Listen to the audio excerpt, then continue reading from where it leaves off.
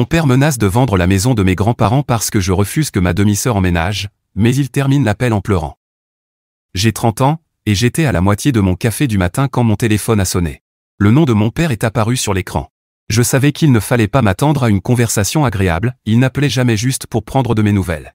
Il y avait toujours une raison, et presque toujours, cette raison consistait à me demander quelque chose. Mais après tout ce qui s'était passé au fil des années, je n'étais pas d'humeur à lui faire plaisir. J'ai tout de même répondu, juste pour voir quelle faveur il allait déguiser en obligation. Il est allé droit au but, parlant comme si nous avions déjà eu cette discussion et que j'étais simplement lent à comprendre. Il a dit que puisque ma vie était bien installée, il était normal que je prenne ma demi-sœur, Risa, 29 ans, chez moi. Elle traversait une période difficile, qu'il n'a d'ailleurs jamais vraiment définie, et elle avait besoin d'un endroit où rester le temps de se remettre sur pied, sans qu'aucune échéance ne soit mentionnée. Son argument était simple, puisqu'il avait déjà rempli son devoir en m'élevant, je lui devais bien ça, prendre la responsabilité de quelqu'un qui lui était cher. C'est à ce moment-là que j'ai posé mon café, parce que je savais où il voulait en venir. Je lui ai demandé pourquoi, parmi toutes les personnes possibles, je devais être celle qui accueille Risa. Il y avait sûrement d'autres membres de la famille prêts à le faire. Apparemment, lui et sa femme, sa nouvelle femme, pas ma mère, étaient prêts à prendre leur retraite. Ils avaient des projets, voyager, se détendre, vivre sans stress. Risa, avec ses problèmes financiers et son besoin constant d'aide, serait pour une charge. Alors, naturellement, cette charge devait retomber sur moi. L'arrogance dans sa voix, cette conviction que j'allais bouleverser ma vie pour une demi-sœur que je supportais à peine, juste pour qu'il puisse vivre sans stress, m'a sidéré. Je lui ai dit que j'avais une meilleure solution pour Risa, et pour eux tous, que Risa trouve un travail et agisse comme quelqu'un de 30 ans. Il s'est agacé, parce que selon lui, la raison pour laquelle elle ne pouvait pas travailler pour le moment, c'était une rupture récente qui l'avait plongée dans une dépression. Une rupture? C'était ça, la mauvaise passe dont il parlait? Je pensais qu'il s'agissait de quelque chose de grave, peut-être une tragédie. Qu'elle avait perdu ses 2 jambes, ou quelque chose qui l'empêchait vraiment de travailler. Des gens normaux vont au travail déprimés et avec des problèmes bien pires que les siens. Mais non, elle avait simplement épuisé la patience d'un autre homme, et il lui fallait maintenant quelqu'un d'autre dont elle pourrait user la patience. Et mon père avait décidé que j'étais la meilleure option. Je lui ai dit non, c'est tout, rien à ajouter. L'irritation s'est glissée dans sa voix quand il a essayé de reformuler les choses, comme si je n'avais pas compris ce qu'il disait. Il m'a rappelé que j'avais de la place, que je pouvais me le permettre, et que ce ne serait pas grand-chose. Je lui ai dit que pour moi, c'était une grande chose. Accueillir une autre personne chez moi, surtout Risa, c'était une grande chose. Risa et moi n'avons jamais été proches. Elle a passé des années à me dénigrer, à me rabaisser, et, le plus dégoûtant, à se montrer excessivement familière avec mon mari, alors qu'elle savait très bien que nous étions mariés. Et je devrais l'accueillir chez moi. Lui faire confiance sous le même toit que mon mari? Mon père n'est peut-être pas fou, mais s'il s'attendait à ce que j'accepte ça, il avait perdu la tête. Il ne voulait pas entendre parler de logique ou d'équité. Pour lui, tout cela était inventé, et personne ne cherche à voler le mari de qui que ce soit. Puis il a sorti ce qu'il pensait être sa carte maîtresse, il a dit que si je ne lui rendais pas ce service, il serait peut-être temps de vendre ma maison d'enfance. Celle-là même dans laquelle je vis aujourd'hui. Je l'ai laissé déblatérer, comment il allait la mettre sur le marché, comment il pourrait utiliser l'argent pour sa retraite, comment c'était sa maison de toute façon, puisqu'il était le père. Il n'avait aucune idée. Je lui ai demandé calmement s'il était sûr que la maison lui appartenait. Il a répondu sans hésiter, bien sûr que oui, elle est dans la famille depuis des années. C'était la maison de ses parents avant d'être la mienne, et maintenant, si tu ne te comportes pas comme une bonne fille, j'ai le droit de la vendre pour te donner une leçon. Parce que si tu ne tiens pas à cette famille, tu ne devrais pas tenir à la maison familiale non plus. Ce n'était pas sa maison, et ça ne l'avait jamais été. Il partait du principe que, naturellement, la maison de ses parents lui reviendrait, mais l'avocat chargé de la succession ne l'a jamais contacté, il m'a contacté, moi. Il aurait pu s'éviter bien des tracas en vérifiant. Il croyait même me faire une faveur en me laissant y vivre. Mes grands-parents m'ont légué la maison dans leur testament, il y a des années. Ils avaient été clairs dans leur décision, ils ne l'auraient pas. Ils savaient quel genre d'homme il était. Ils savaient ce qu'il ferait s'il en avait la possibilité. Alors ils m'ont protégé. Je lui ai tout expliqué. Pour la première fois de la conversation, il n'a pas eu grand-chose à dire. Puis la colère a repris le dessus, quand il a compris que sa menace venait de lui exploser au visage. C'est la chose la plus satisfaisante, quand quelqu'un te menace et qu'il se ridiculise quelques secondes plus tard. D'autres femmes rêvent de grandes maisons et de bijoux, moi, je me contente de l'humiliation rapide de mon père. Il n'a pas demandé gentiment, il a exigé de savoir pourquoi personne ne le lui avait dit. Pour quelqu'un qui venait d'échouer à me menacer, son ton était franchement déplacé. Je lui ai répondu que ce n'était pas mon problème. Il a exigé de savoir quand cela s'était passé, je lui ai dit que ça n'avait aucune importance. Il a exigé de savoir pourquoi mes grands-parents avaient fait ça, je lui ai répondu qu'on connaissait tous les deux la réponse. Puis il a fait ce qu'il fait toujours quand les choses ne vont pas dans son sens. Il a commencé à jurer, à s'emporter, à agir comme si tout lui était dû simplement parce qu'il existait. Il m'a accusé de l'avoir volé, de lui avoir pris son héritage légitime, d'être la pire fille qu'il aurait pu avoir. On aurait dit qu'il commençait à pleurer de l'autre côté du fil. Je lui ai dit qu'il pouvait faire la crise qu'il voulait, mais que les faits ne changeraient pas, et que mon café refroidissait. La maison m'appartenait, et je n'avais aucune intention de le laisser, lui ou Risa, s'en servir comme monnaie d'échange pour rendre leur vie plus facile. Il a alors changé de ton, essayant soudain d'avoir l'air raisonnable. Il a dit qu'on pouvait peut-être trouver un terrain d'entente. Que Risa pourrait rester juste un petit moment, qu'on pouvait peut-être discuter de compromis. Je lui ai répondu que je n'avais aucune intention de faire le moindre compromis, je n'y avais rien à gagner. Risa n'allait pas emménager, et aucun d'eux ne verrait un seul centime de cette maison. Il pensait qu'il entamait une négociation qui me forcerait à lui obéir, et il a fini en larmes. Il avait perdu, mais son cerveau n'avait pas encore assimilé la défaite. Alors je lui ai laissé, à lui et à son cerveau, un moment pour relier les points. J'ai raccroché.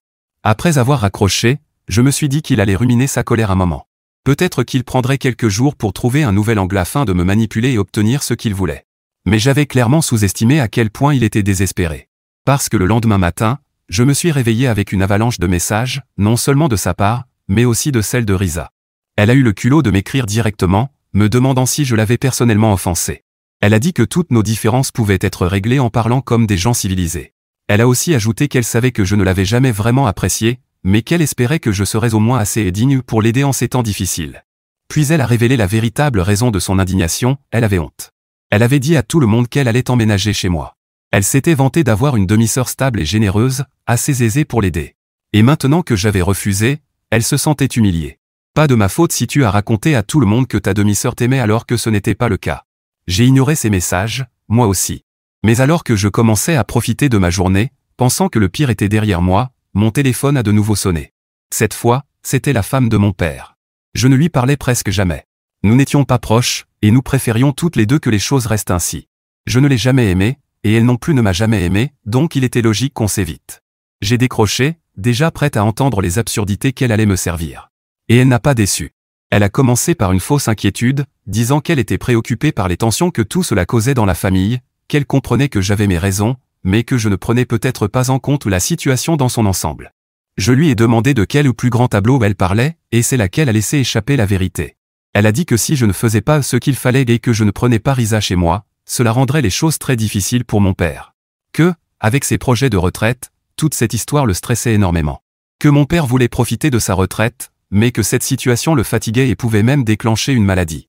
J'ai failli éclater de rire tant c'était flagrant. Il était évident à ce stade que tout cela n'avait plus rien à voir avec Risa. Personne ne se souciait de Risa. Peut-être qu'elle, oui, mais moi, non, mon père, non plus, même sa mère ne s'en souciait pas. En résumé, personne ne voulait de Risa.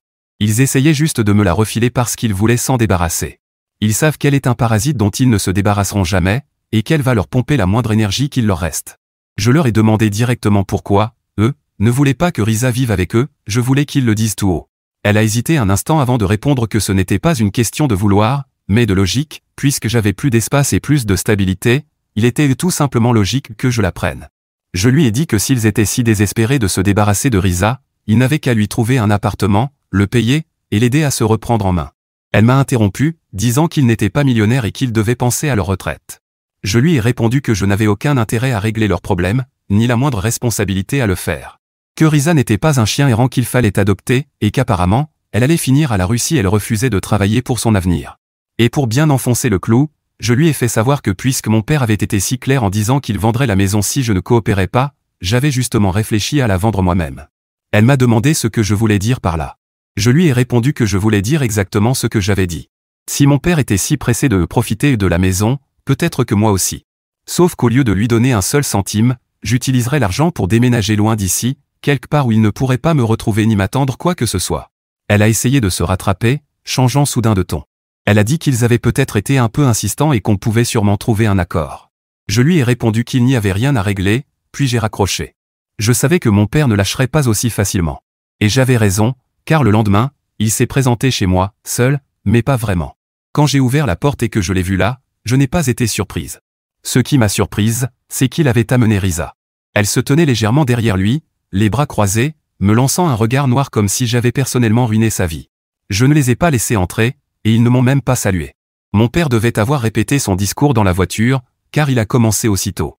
Il a dit que cette situation avait assez duré, qu'il n'allait pas me laisser agir de façon aussi égoïste, et qu'il était temps que j'écoute mon père. Bien sûr, il se tient sur le pas de la porte de sa fille mariée, en s'attendant à ce qu'elle accepte sa demi-sœur, et il me donne des ordres comme si j'avais 12 ans. Je me suis appuyé contre l'encadrement de la porte, les bras croisés, attendant de voir quel argument ridicule il allait sortir ensuite. Il a dit que, certes, il n'avait peut-être pas la maison pour me punir, mais qu'il me punirait en me coupant de sa vie. Que lui, sa femme et Risa cesseraient de me parler, et que je perdrais une partie de ma famille. Je lui ai répondu que ce n'est pas parce qu'il avait décidé d'épouser une nouvelle femme que sa fille devenait automatiquement ma famille ou ma sœur. Et même s'il est de ma famille, ce n'est pas comme si je perdais grand-chose.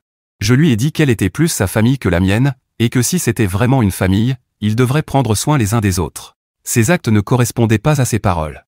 Il a dit qu'ils ne pouvaient pas la prendre chez eux parce que leur retraite était plus importante, et que pour moi, ce ne serait qu'un petit inconvénient. Que toutes ces disputes étaient pires, que j'aurais simplement dû la laisser rester un moment, et que si j'avais accepté dès le début, tout aurait été plus simple pour nous deux. Je lui ai rappelé que qualifier sa retraite de plus importante qu'une personne et appeler sa fille un petit inconvénient alors qu'elle se tient juste derrière lui, ce n'était pas très malin. Il m'a dit de ne pas tout déformer. Risa sembla un peu surprise par ce qu'il venait de dire. Il voulait simplement me la refiler comme un vieux meuble, et ils étaient assez francs à ce sujet, même devant Risa. Risa dit qu'elle ne comprenait pas pourquoi j'en faisais tout un drame. Elle ajouta que j'avais une chambre d'amis et que ça ne me coûterait rien de la laisser rester quelque temps. Elle alla même jusqu'à dire qu'elle éviterait de parler à mon mari. Je lui ai demandé combien de temps quelque temps était censé durer. Elle fit une grimace et répondit, jusqu'à ce que je remette ma vie en ordre. Je lui ai dit que, la dernière fois que j'avais regardé un calendrier, il n'y avait pas de date appelée jusqu'à ce que je remette ma vie en ordre. Je lui ai dit que j'allais devoir lui emprunter le sien pour la trouver. Elle finit par dire qu'elle finirait bien par trouver un travail et que je n'avais pas besoin d'agir comme si j'étais sa mère. Je lui ai répondu que, justement, comme elle l'avait si bien dit, je n'étais pas sa mère, donc je n'avais aucune responsabilité envers elle. Et qu'avec un tel niveau d'irrespect, elle n'allait pas obtenir grand-chose de moi non plus. Elle demanda si ça changerait quelque chose si elle disait « s'il te plaît ». Je lui ai dit que non. À ce stade, je m'amusais un peu à ses dépens, et je m'en fichais parce que je prenais un malin plaisir à la voir se tortiller. Elle finit par dire que ce serait très court, et que le temps que je m'habitue à elle, elle serait déjà partie. Je l'ai regardée droit dans les yeux pendant un long moment pour lui donner la fausse impression que j'y réfléchissais, avant de lui demander comment ça s'était passé la dernière fois. C'était une question rhétorique, puisque j'ai répondu moi-même. Je lui ai rappelé qu'elle avait déjà vécu chez mon père sans payer de loyer, qu'elle mangeait sa nourriture, utilisait son argent, allait faire ses besoins dans sa salle de bain et n'avait jamais fait le moindre effort pour devenir indépendante. Je lui ai demandé pourquoi je devrais m'attendre à quelque chose de différent cette fois. Que étais-je censé faire? La garder ici jusqu'à ma retraite, puis lui trouver un nouveau toit? Elle ne cessait de répéter que cette fois serait différente, mais son visage était rouge de honte. Je lui ai demandé en quoi exactement ce serait différent. Elle n'a rien répondu. Je lui ai demandé, pourquoi devrais-je supporter un petit désagrément pour une femme qui flirte avec mon mari à la moindre occasion, même après qu'on lui a dit d'arrêter, ce qui, d'ailleurs, n'aurait jamais dû être nécessaire? Son visage vira au rouge. En fait, tout son corps devint cramoisi. Mon père intervint avant qu'elle ne s'humilie davantage, disant que c'était justement pour cela qu'il ne voulait pas entrer dans les détails. Selon lui, la solution était simple, Risa emménage chez moi, je l'aide quelques mois, et tout est réglé. Je lui ai répondu que je n'étais pas intéressé par sa version de la solution, parce que, dans sa version, c'était moi qui devais tout supporter, en plus de vivre avec les conséquences et le désordre.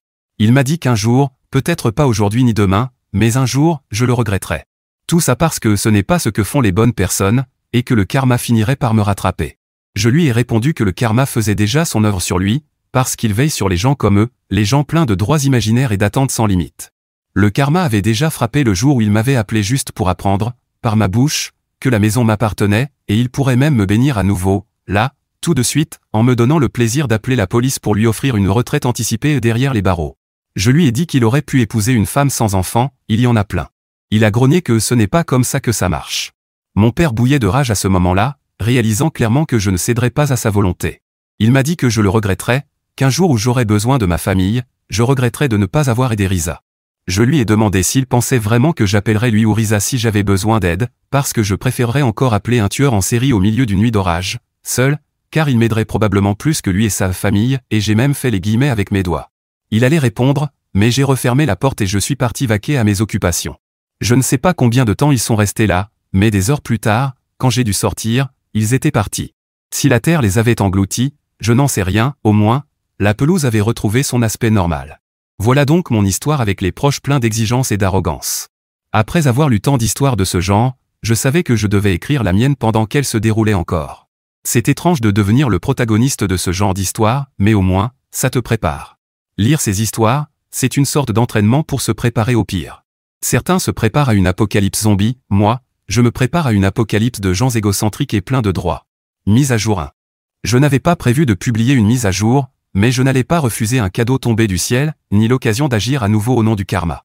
Cela s'est passé 2 semaines après que j'ai claqué la porte au nez de mon père, et de Risa aussi, qui restait plantée là, inutile comme toujours. Tout a commencé par un appel d'un numéro inconnu, que je soupçonnais d'avoir un lien avec mon père.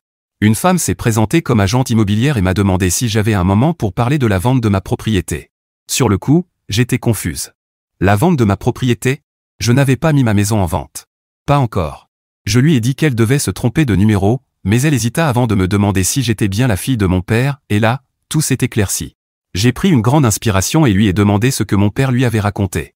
Elle m'a expliqué, d'un ton un peu gêné, qu'il était venu dans son agence tôt ce matin-là, affirmant être le propriétaire de ma maison. Il lui avait dit qu'il était prêt à la vendre, qu'il voulait que ce soit fait rapidement, et qu'il ne voulait que des acheteurs sérieux. Elle avait commencé la procédure, mais en consultant les registres fonciers, elle avait remarqué que son nom n'apparaissait nulle part. C'est là qu'elle avait décidé de m'appeler la véritable propriétaire.